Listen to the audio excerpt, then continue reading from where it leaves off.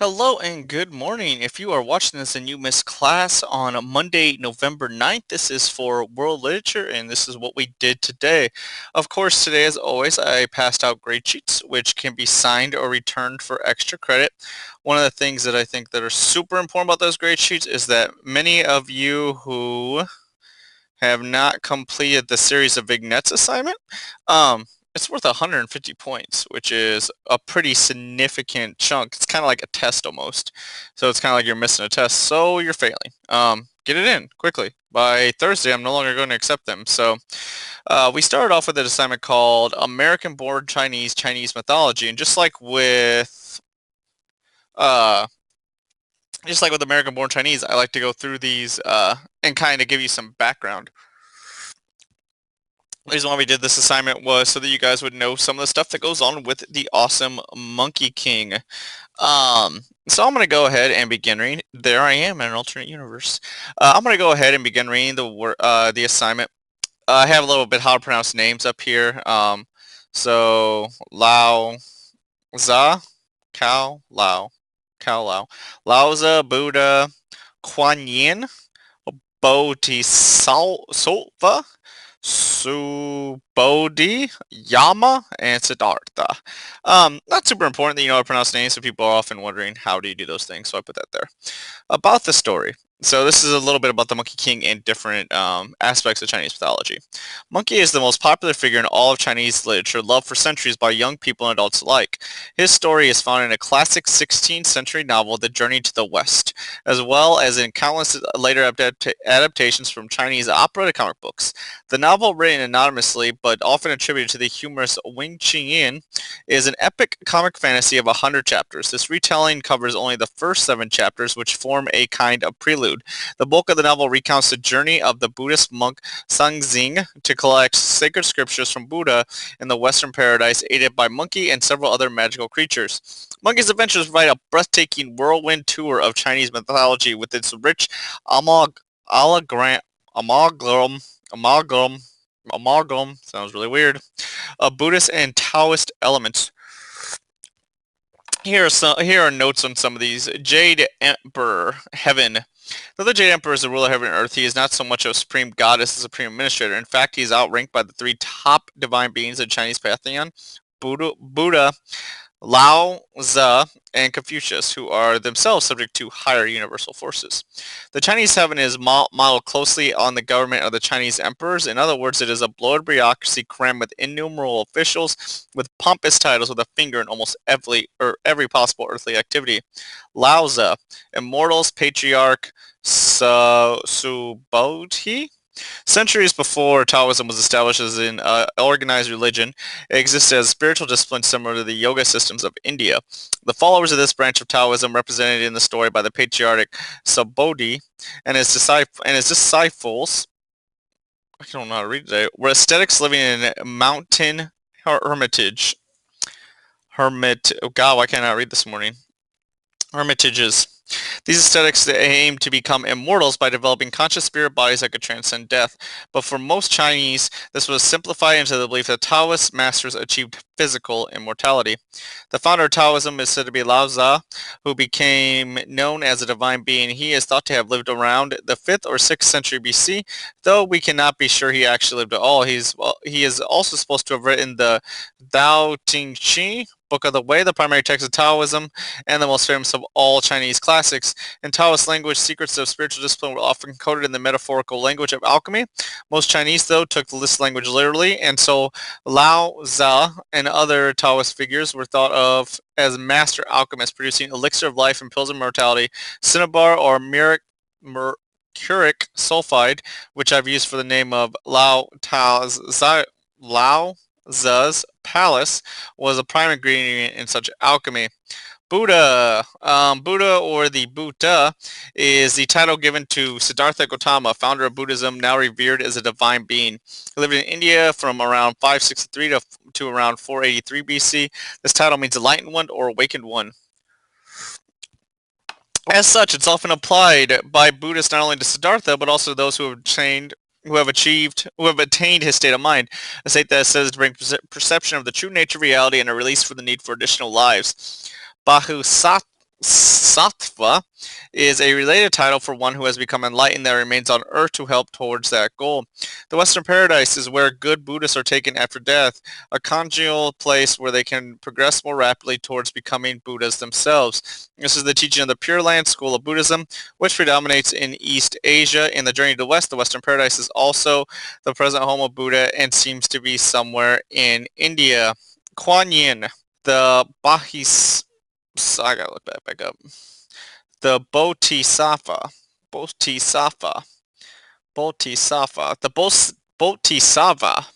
Kuan Yin, commonly called the goddess of mercy, is China's favorite divine being, much more widely loved and worshipped than the Buddha, Lao Tzu, Confucius, Jade Emperor, and any other. Her name means heeding the cry. She hears and helps all those cry out to her in need and also delivers babies to their mothers. Dragon King of the Eastern Sea. In Chinese mythology, dragons are in most cases benevolent.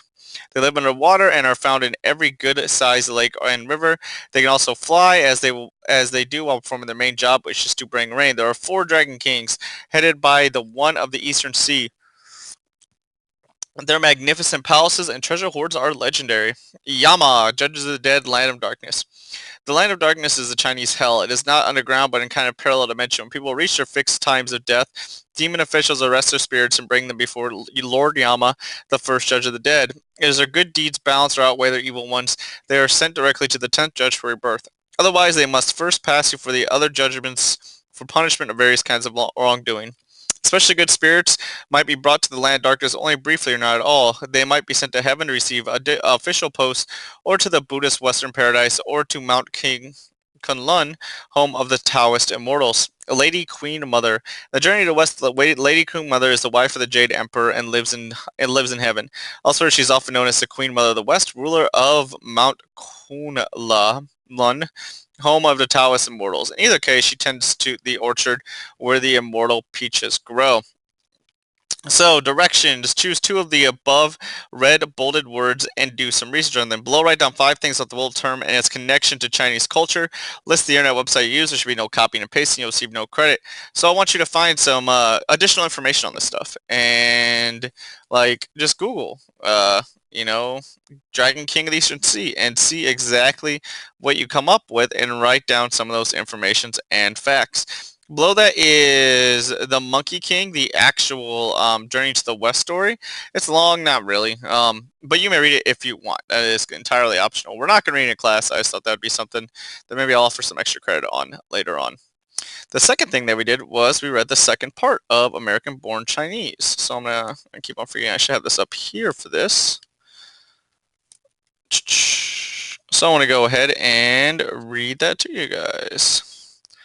And I am blind. There we go. Okay.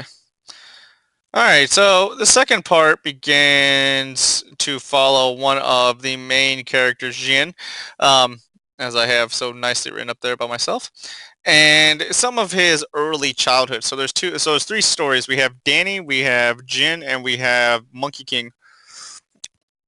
Today we'll get to Jin. My mother once told me an old Chinese parable that's like story. Long ago, a mother and her young son lived near a marketplace. Every day when the son played, he pretended to buy and sell sticks he found on the streets, haggling over prices with his friends. The mother decided to move. They settled in a house next to the cemetery.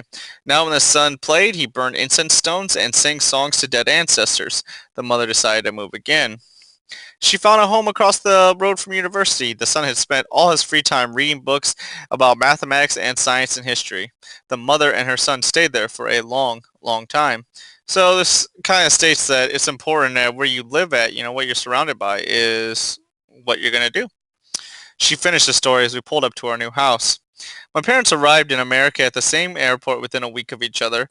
Ironically, they didn't meet until a year and a half later in the library of San Francisco State University.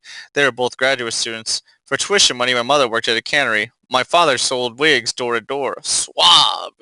Like that. Eventually, my mother became an engineer, and Eventually, my mother became an engineer, and Eventually, my father became an engineer, my mother a librarian. Just before I was born, they moved into an apartment near San Francisco Chinatown. We stayed there for 9 years. It was uh, a group of boys around my age that lived in the same complex. They came over on Saturday mornings to watch cartoons. Our apartment being on the top floor had the best reception. No, Megatron, don't do it. Afterwards, we would stage epic battles that left our toys smelling like spit. Pew, pew, pew, pew, pow, bow.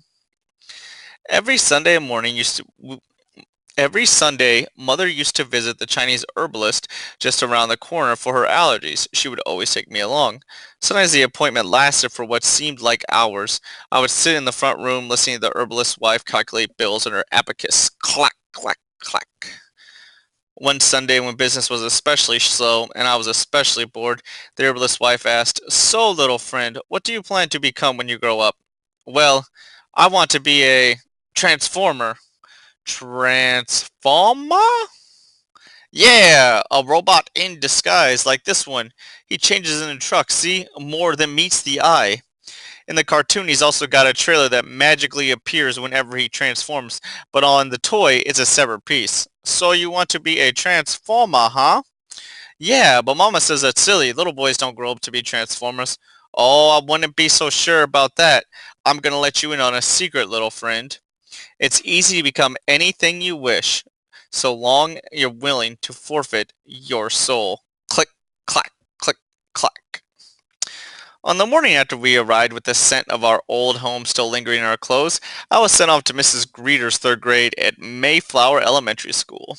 Class, I'd like you to give a warm Mayflower Elementary welcome to your new friend and classmate, Jing Jiang, Jing Wang. Jing Wang! He and his family moved to our neighborhood all the way from China, San Francisco. San Francisco. Yes, Timmy? My mama says Chinese people eat dogs. Now be nice, Timmy. I'm sure Jin doesn't do that. In fact, Jin's family probably stopped that sort of thing as soon as they came to the United States. The only other Asian in my class was Susie Nakamura. When the class finally figured out that we weren't related, rumors began to circulate that Susie and I were arranged to be married on our 13th birthday. We avoided each other as much as possible. What the hell is that? Dumplings? Ugh, stay away from my dog. Ha. Hey, be cool, man. Aw, don't get your panties in a bunch, Greg, little pansy boy. What'd you call me? Little pansy boy. What? Nothing, nothing. Come on, let's leave Bucktooth alone so we can enjoy Lassie. Ha ha, Bucktooth. About 3 months later, I made my first friend at Mayflower Elementary, Peter Garbiski. He was a fifth grader. Everyone called him Peter the Eater. He introduced himself to me during recess one day. "Give me your sandwich and I'll be your best friend. Otherwise, I'll kick your butt and make you eat my boogers." My friendship with Peter developed quickly. We had a number of favorite games. Kill the pill, crack the whip, and let's be Jews. We usually had to steal an item or two from Mrs. Garbinski's dresser drawer for this game. Harsh, Jen, you're such a freaking riot. Just before winter break during my fifth grade year, Peter was in sixth. Peter told me he was going to visit his family in Pennsylvania. The freaking government finally came to his freaking senses, he said. When winter break was over, Peter never came back. 2 months later, Wen Qing arrived. Class, I'd like us all to give a big Mayflower Elementary welcome to our new friend and classmate, Chin Chan Chon. Wen Chin Sun. Wen Chin Sun. He and his family recently moved to our neighborhood all the way from China. Taiwan. Taiwan! Something made me want to beat him up. Sorry to bother you, but you're Chinese, aren't you? You're in America, speak English. Uh, you Chinese person? Yes. Uh, we be friend? I have enough friends. Sorry, repeat please? I have enough friends. Who? Them? Oh, sorry. What is that? A toy robot? You can change it to a robot monkey. My father gave it to me just before I left as a goodbye present. Can I see it? Sure. Over the next few months, Wen-Chi became my best friend. And so that is going to be our reading and what we did in class for the day. If you have any questions, please let me know. Thank you so much for watching. I love you all. Have a great day.